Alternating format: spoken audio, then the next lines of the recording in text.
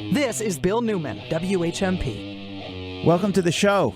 Monty, can we play a music bed for NPR? Can we do that? Oh, yeah, let's do that. Hold on. Just give me 1 second. You're going to give me a little more warning than that. Why? That was 11 nanoseconds. This is Bill Newman, WHMP. Welcome to NPR with erstwhile Northampton Poet Laureate Rich Michelson. Rich, you have to say Northampton Poetry Radio. You can't say... Oh, I can't do that. Just say NPR. Oh, I could. No, but I did. But I didn't. Yeah. Northampton Poetry Radio with our erstwhile Poet Laureate Rich Michelson. Rich, the microphone is yours. Okay, and we are really, really excited today to have one of the great poets of our time on the line who is coming tomorrow to give a reading at our Michelson Galleries. How's that? I get the double PR thing it's here our again. Michelson Gallery. It's our Michelson Galleries. Exactly. Oh, you are. And I am talking about Paul Muldoon. Paul, how are you? Welcome to the show. You know, I'm in fabulous form. Thank you so much for having me on your show. Oh, this is wonderful. And for those of you who don't know, and I'm sure many of you do, the Times Literary Supplement calls Paul Muldoon the most significant English language poet born since World War II. He's a Pulitzer Prize winner, T.S. Eliot Prize. Basically, name a prize, Paul has won it, and he is coming to the Valley tomorrow, 7 o'clock at our Michelson Galleries. He's going to be reading, talking about his new book, 1,000 Things Worth Knowing, and also a book, a limited edition book that he did with our wonderful Valley artist, Barry Moser. And Barry is here as well, and we're going to talk about his show in a moment. But I want to start with Paul. Paul, I've had a great time rereading all your books over the last few weeks in preparation. Heavens above. What have you done to deserve that? And, well, let's talk a little bit about difficulty in poetry. You are your reputation often is that you're a difficult poet, somebody that we need to spend time reading. I think people sometimes miss some of the amazing humor in your work. It's amazing what you can do with, you're allusional, you're direct, you're playful, you're serious. Do you consider yourself a difficult poet? No, I consider myself a difficult person. All right. Yeah. But, difficulty in poetry, it's a fascinating topic. And in a strange way, of course, it's probably not the first thing one should be thinking of with a poem. A poem is attempting, I'm pretty sure in most cases, to be clear, to provide some moment of clarification. And Robert Frost, of course, who has so many connections with that area, often appealed to the idea of a clearing in the middle of a wood or a forest as a concretization of that clarification. Any fool can be difficult, as one of those wags, possibly Ezra Pound, said. It takes nothing to be difficult. Clarity is the most difficult thing, indeed, to achieve. So, as I set out to write a poem, or it sets out to write itself through me, which is the way I like to think of it, and which is the way it seems it really does at its best happen. I certainly don't know what the poem is going to be about, what I'm doing, and the poem itself is aiming for some revelation in the world. Now, we live in a world where, if you lift the New York Times, or even the one of the Valley newspapers, it's impossible to make sense of this world from day to day. And in some cases, the poems I write, and indeed the poems many people have written since the beginning of the 20th century onwards, have been marked by something of the complexity of the world as it comes to us. So that's what I'd say. I certainly am not setting out to be difficult, but some of them I think are necessarily a little more difficult to get into, you know. I should mention that you also have a podcast yourself. Paul Muldoon, for those who don't know, is also the poetry editor of The New Yorker. And I've been listening to your podcast where you bring on poets to talk about their poems a little bit.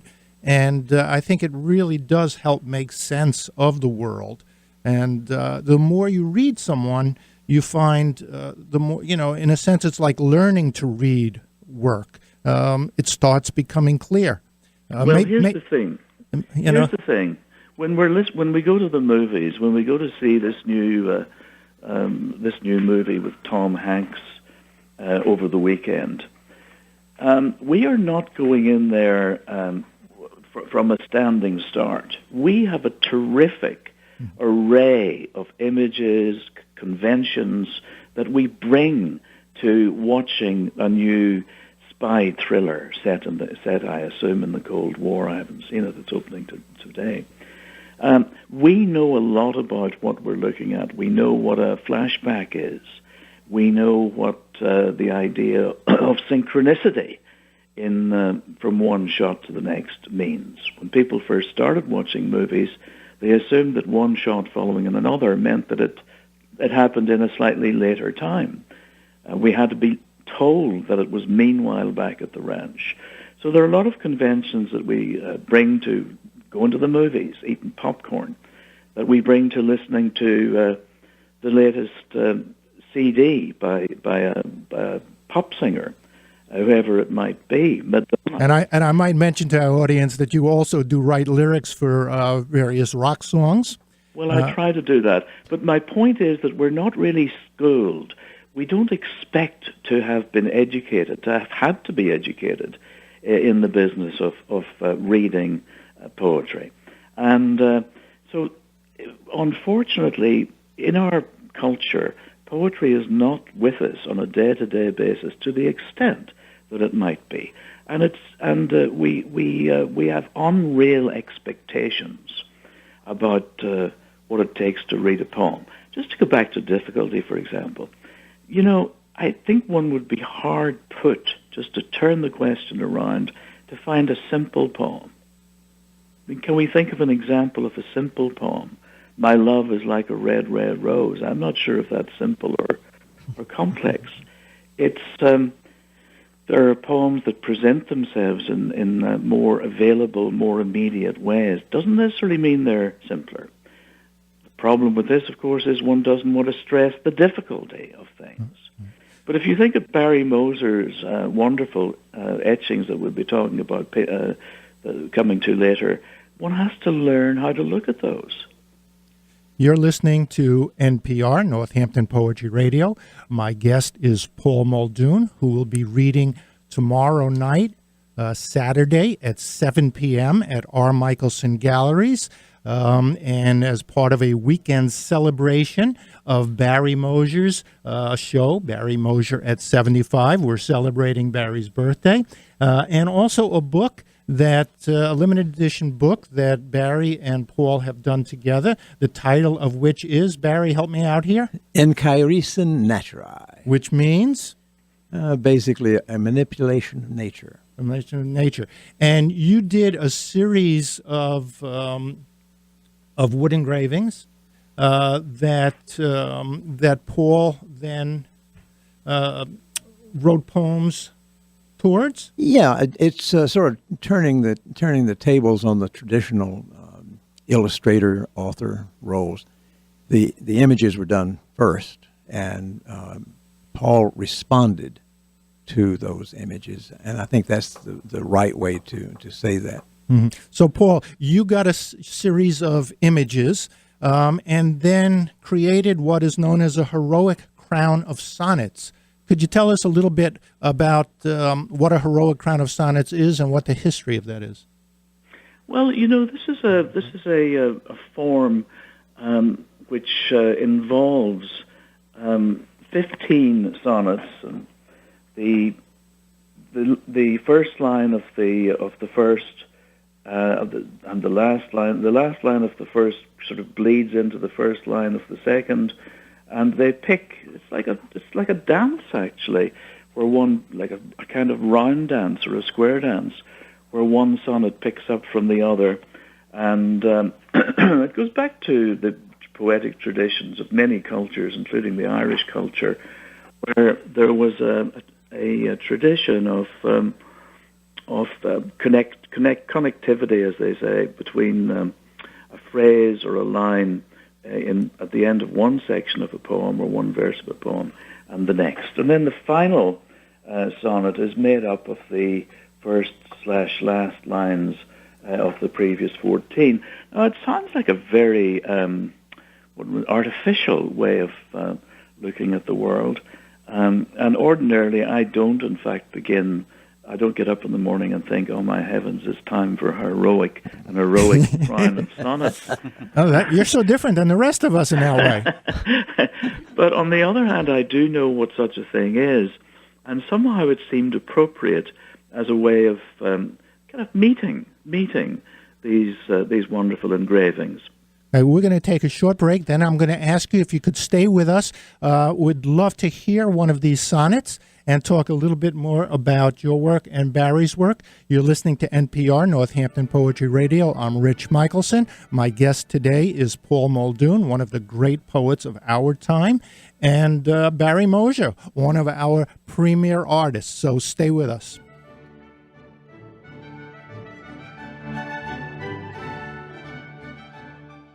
This is Bill Newman, WHMP. Welcome to NPR, Northampton Poetry Radio, with our erstwhile Poet Laureate, Rich Michelson. Rich. Okay, so we're going to jump right in, and I'm going to ask Paul to read the first sonnet of his heroic sonnet that he did for Barry Moser. This is Paul Muldoon.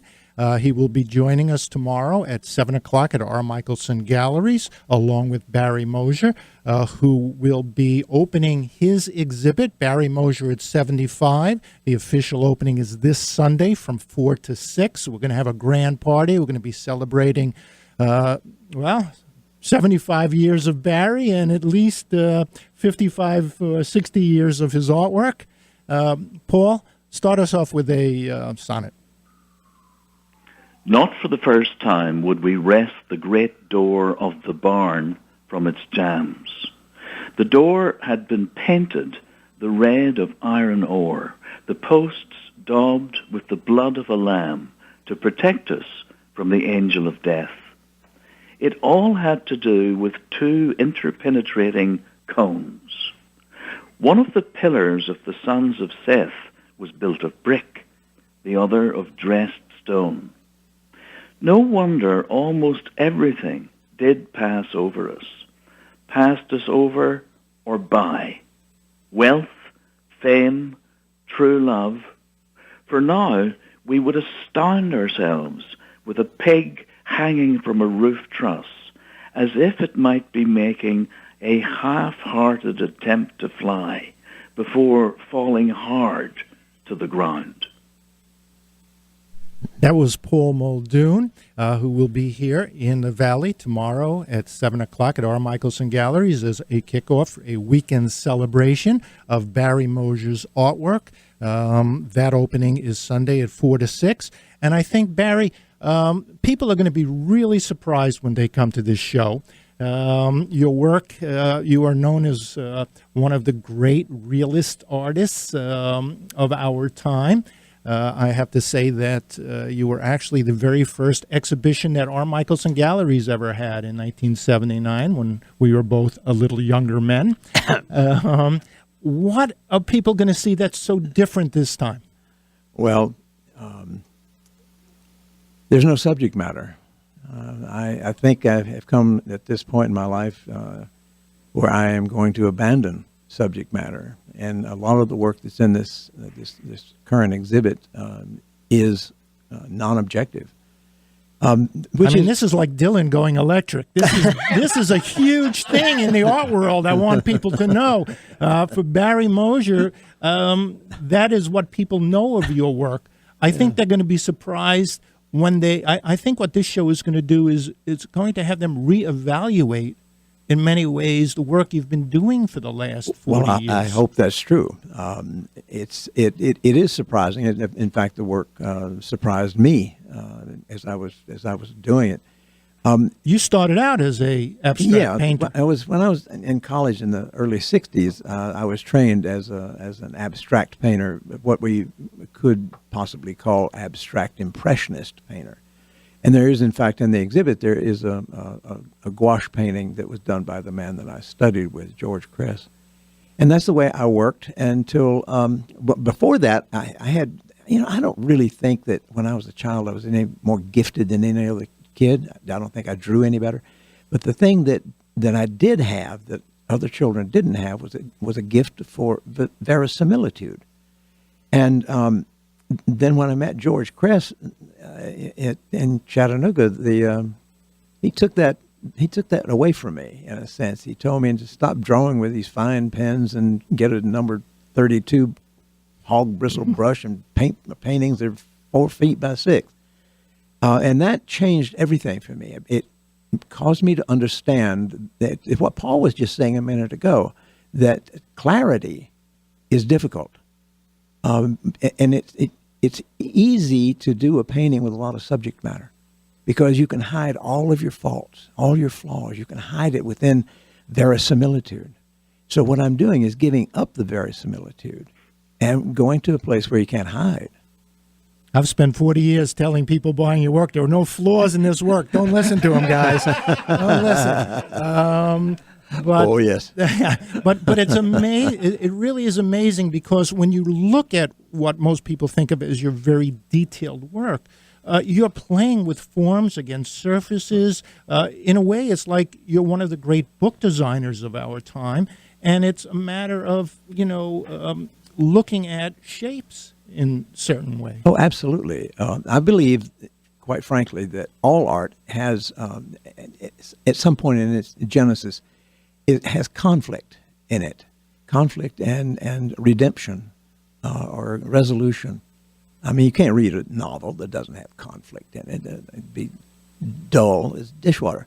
But and the same thing is true, I think, for visual art as well. I mean, so what I'm doing here is the contrast is between the very dark and the light, the complex and the simple, and so on. And so, yeah, I think that maybe the next stage for me is going to be to bring those two things together, the non-objective and the objective. Barry Moser's exhibit opens tomorrow at our Michelson Galleries. It runs through, I think, middle of November. I think it's the end of November. End of November. I should know this stuff. Yes, Rich, you should. Could I ask Barry a quick question? You talk about change, or Rich has been asking about a change in subject matter or lack thereof. Any change in the medium that you've been using? Yeah, I have. Well, I say yes because I don't do a lot of drawing anymore with ink and wash, but that's what a lot of these drawings are. They're very spontaneous, and that's another thing. It's the contrast between the spontaneous and the very disciplined geometric. You've been listening to NPR with my dear friend Barry Moser, whose exhibit runs at our Michelson Galleries through the end of November. We're having a grand opening this Sunday from 4 to 6. We're celebrating Barry's birthday, 75 years. Happy birthday, Barry. Yeah. And please come out. You'll have an advanced look at his limited edition book titled... Oh, I don't know which one you're talking about. Inca Reason Natura. Thank you. Okay, I haven't learned how to do that. The one we can't pronounce. That will be on view. Paul Muldoon will be here at 7 o'clock tomorrow. I really encourage everybody to come out. This is a great collaboration. It's a wonderful show. Come tomorrow night, then come Sunday for some cake and some birthday cheer, and see really one of the great poets of the Valley on paper. Barry's work is absolutely amazing. I know people all over the world know it. We're going to have his newest work. We're going to have a bit of the older work, a retrospective. And I thank you all for coming. This is Paul Richard Michelson, Paul Muldoon. This is not Paul Muldoon. I'm aiming for his job, though. And Barry Moser on NPR, Northampton Poetry Radio.